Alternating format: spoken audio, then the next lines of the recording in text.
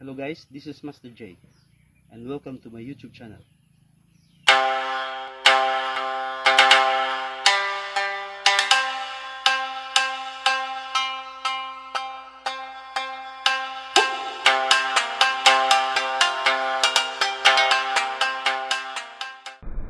Hello guys, welcome to my channel. Today we are going to show to you how to perform a jumping roll or tiger jump. But before doing these skills, please follow the step-by-step movements to avoid injuries. 1, 2, 3, 4.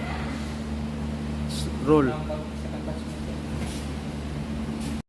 When performing the roll or jump, always keep the chin in. Okay. 1, 2, 3. Before performing the high jump, start with the lowest obstacle. 1, 2, 3. Repeat the lowest level several times before proceeding to the next level. Already. 1, 2, 3. When performing a high jump, take a few steps to boost your jump. Tindog na ka. Okay, ready?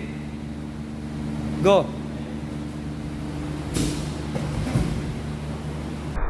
Keep repeating the basic steps before doing this level to avoid injuries. Hope you like my video and please don't forget to subscribe.